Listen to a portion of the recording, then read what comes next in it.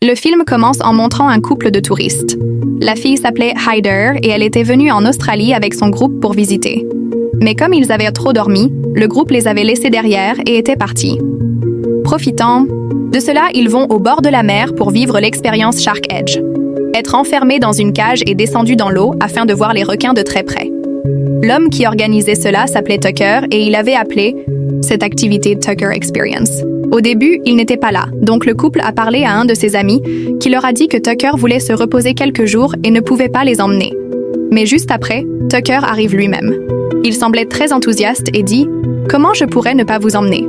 Je vais vous faire vivre l'expérience. » Il les fait monter dans son bateau et ils vont en mer. Il leur raconte qu'enfant, il a survécu à une attaque de requins et il montre encore les marques sur son corps. Il ajoute qu'à partir de ce jour-là, il a développé un étrange attachement pour les requins. Hyder lui répond « Je comprends, ça doit être très difficile pour toi. Tu as survécu à une attaque et pourtant tu travailles maintenant avec eux. Si c'était quelqu'un d'autre, il n'aurait même plus osé regarder la mer. » Tucker dit « Non, non, ce n'est pas la faute des requins. » Ensuite, il jette du sang dans l'eau et fait descendre le couple dans une cage. Des requins arrivent tout autour d'eux et ils vivent de près cette expérience. Ils étaient heureux d'apprendre que tant qu'on ne panique pas, le requin ne devient pas agressif. Ils sortent de l'eau, contents, et remercient Tucker. Mais soudain, Tucker révèle son vrai visage. Il poignarde l'ami de Hyder dans le cou et le jette dans la mer. Hyder hurle à l'aide, mais personne ne peut l'entendre en plein océan. Tucker la regarde alors avec un sourire diabolique. Ce qu'il fait ensuite à Hyder n'est pas montré, car la scène change. On voit maintenant une fille américaine, le personnage principal de l'histoire, qui s'appelle Jeff. Elle fait du surf et glisse sur les vagues avec sa planche. Ensuite, elle s'arrête à une station-service où elle rencontre un garçon qui était agent. Sa voiture ne démarrait pas et il avait besoin d'aide. Jeff vit dans un grand van aménagé. Comme elle préfère rester à l'écart des gens, elle ne voulait pas l'aider. Mais comme le garçon insistait, Jeff finit par céder et l'emmène dans son van. Pendant le trajet, ils discutent beaucoup et commencent à s'apprécier, car tous les deux adorent le surf. Ils passent plus de temps ensemble et restent dans le van devant la maison du garçon, où ils profitent d'un bon moment. À un moment, Jeff jette dehors un morceau de tissu qui servait pour la planche de surf. Son nouvel ami devient alors sérieux et lui dit « On devrait vivre ensemble. Je crois qu'on s'est rencontrés pour une raison. » Mais Jeff, elle, ne voulait jamais rester au même endroit. Elle refuse même d'entrer dans la maison du garçon. Lui rentre seul pour préparer à manger, et quand il ressort, Jeff était déjà parti avec son van. Le pauvre garçon, le cœur brisé, pensait encore à elle. Jeff va directement à la plage pour faire du surf. Elle doit mettre les ailerons sur sa planche, mais son ami les avait jetés.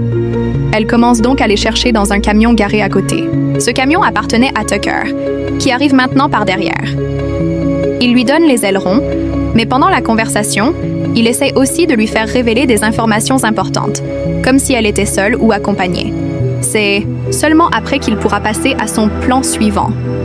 De la même façon, il avait fait parler Hyder et son ami pour savoir que leur groupe les avait laissés. Mais Jeff ne répond pas correctement à ces questions. Tucker s'énerve et s'éloigne avec son camion. À ce moment-là, Jeff reçoit un message de son ami qui lui propose de se rencontrer. Jeff veut l'appeler mais décide de retenir ses sentiments et refuse. C'est là sa plus grosse erreur, car Tucker revient par derrière, la saisit, la rend inconsciente et l'emmène avec lui. Il met Jeff dans sa voiture. Après un long trajet, il la met dans un bateau et lui-même plonge dans la mer. Le lendemain matin, son ami arrive aussi sur les lieux, mais ne voit Jeff nulle part. Seul son van est garé. Il l'appelle sur son portable et le téléphone sonne, à l'intérieur du van.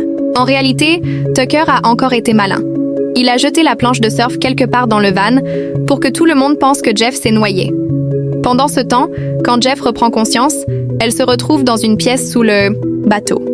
Sa bouche est bandée et ses mains sont attachées au lit, à côté de Hyder qui est également attaché. Ne comprenant pas la situation, Jeff commence à crier, mais personne ne peut l'entendre au milieu de la mer. Hyder lui explique la situation. Jeff cherche un objet pour ouvrir ses menottes, comme des épingles à cheveux ou un objet tranchant, mais elle n'a rien. Ses yeux tombent alors sur le mur devant elle, où le nom d'une fille est écrit. Elle est figée un instant, comprenant qu'une autre fille avait été attachée ici avant elle. Le nom avait été écrit par cette fille, probablement après avoir perdu tout espoir d'échapper à Tucker. Jeff essaie de tout pour se libérer. Hyder, elle, ne fait rien et reste allongée, car elle a déjà tout essayé. Elle reste donc là, fatiguée et vaincue. Pendant ce temps, Tucker est assis au-dessus et attrape des poissons tranquillement. Jeff demande à Hyder « Est-ce que quelqu'un viendra te chercher ?» Hyder répond qu'un garçon était avec elle. Hyder dit que son ami devait la retrouver. Mais quelque chose de très mauvais lui est arrivé sur le bateau. En entendant cela, Jeff devine que Tucker a dû le tuer aussi. Hyder demande à Jeff si quelqu'un viendra la chercher. Jeff répond que peut-être ils auraient pu venir, mais maintenant ce n'est plus possible. Son ami cependant pense encore à elle et commence à s'inquiéter. Puis il voit le van de Jeff être emporté et trouve cela très étrange. Ciao se demande où elle pourrait vivre sans lui.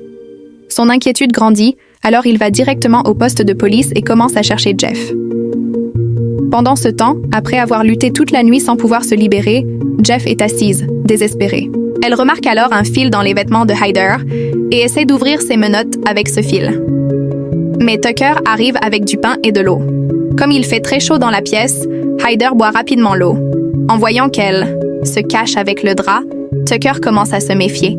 Mais avant qu'il puisse enlever le drap, Jeff détourne son attention en disant « Donne-moi ma nourriture, j'ai très faim. » Elle boit aussi l'eau rapidement.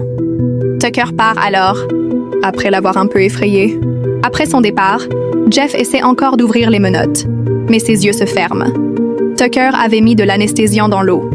Avant qu'elle ne puisse se libérer, elle s'évanouit avec Hyder. Quand Jeff reprend conscience, elle se retrouve sur le pont supérieur attachée à une chaise. Hyder est attaché devant à une sangle pour être suspendu. Tucker a aussi installé une caméra pour tout filmer et appelle cela un tournage.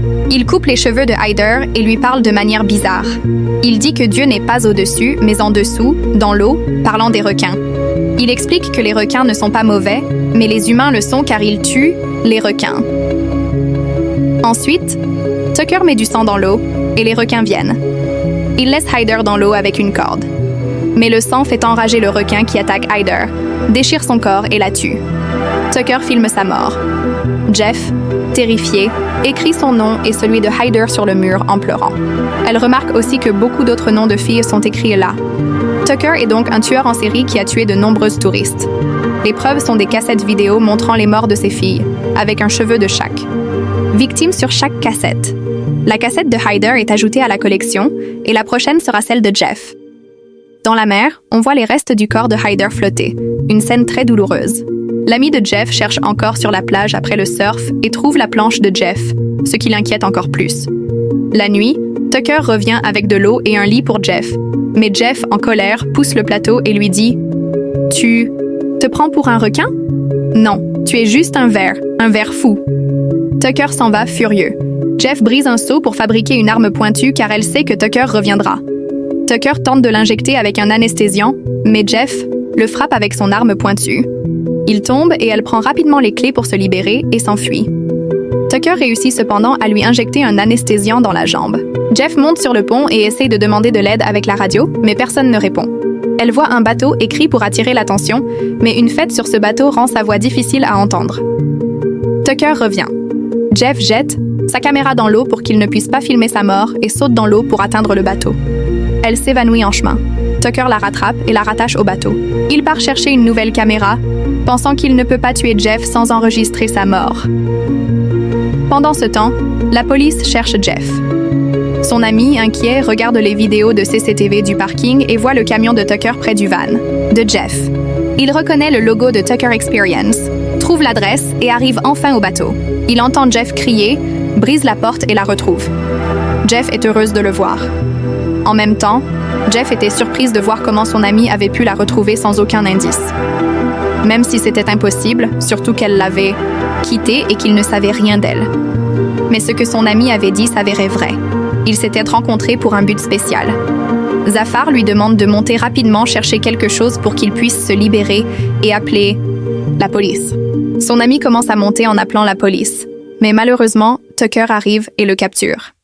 La police avait déjà été appelée, mais avant qu'il ne puisse dire quoi que ce soit, Tucker casse son téléphone, puis le frappe et le blesse. Cependant, l'ami de Jeff riposte et attaque Tucker. Il est sur le point de le tuer en l'étranglant quand l'ami de Tucker arrive et attaque à son tour, ne connaissant pas la dangerosité de Tucker. En voyant Jeff crier, il comprend tout, mais il est trop tard. Tucker met un crochet dans la tête de l'ami, qui meurt sur le coup. Tucker décide de quitter le rivage et se dirige vers une île déserte avec son bateau. Il attache l'ami de Jeff sur le lit, à côté de Jeff. L'ami allait parler à Zafar quand Tucker arrive et décide qu'il doit tuer l'un des deux pour filmer la scène. Il jette le corps de l'ami dans l'eau, attirant les requins, puis baisse Zafar dans l'eau avec une corde. Bien que les requins soient proches, Zafar reste calme et n'est pas attaqué car il n'a pas peur. Tucker essaie alors une autre méthode. Il fait plusieurs coupures sur le corps de l'ami et le laisse dans l'eau. Ses chances de survie deviennent très faibles. Mais Zafar remarque un hélicoptère qui le cherche. Tucker attache les deux à nouveau, sauvant la vie de son ami, bien que ce dernier soit très mal en point et pourrait mourir de ses blessures. Zafar essaie de libérer son ami des menottes. Impossible. Elle casse son pouce, puis sépare même le reste avec ses dents pour libérer sa main. Cela fonctionne enfin. Tucker arrive, mais Zafar esquive et sort de la pièce, le verrouillant à l'intérieur. Tucker, très malin, connaît un autre moyen de s'échapper et désactive le bateau. Zafar n'a plus d'option et l'affronte directement.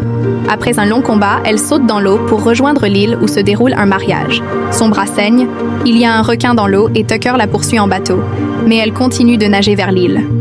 Tucker la rattrape, la rend inconsciente et la ramène sur le bateau. Il réalise que le plus grand danger n'est pas son ami, mais Zafar. Il fait asseoir son ami sur une chaise et suspend Zafar avec une sangle. Un grand requin blanc arrive, effrayant les autres requins. Tucker, qui est heureux et choqué, laisse Zafar dans l'eau. Zafar reste calme et survit. Elle commence à provoquer le requin avec une lance. Bala arrive accidentellement près de Zafar, se libère et entre dans l'eau. Le requin s'approche mais ne lui fait aucun mal. Zafar remarque que le requin a aussi une cicatrice, ce qui montre qu'il est aussi un survivant. Zafar comprend alors que les humains sont les animaux dangereux qui tuent les animaux sans raison. Avec ce courage retrouvé, Zafar remonte sur le bateau et attaque Tucker avec une lance. Tucker tombe à l'eau, le requin le saisit et le dévore. Il meurt de manière horrible. Et cette fois, la meilleure vidéo est celle de Tucker lui-même. Zafar tombe également dans l'eau, son ami est très inquiet. Mais Zafar survit encore. Elle prend soin de son ami. Elle allume un fanal et un bateau passant par là les voit et vient les aider. Grâce à son courage, Zafar sauve sa vie et celle de son ami. Ainsi se termine l'histoire de ce film.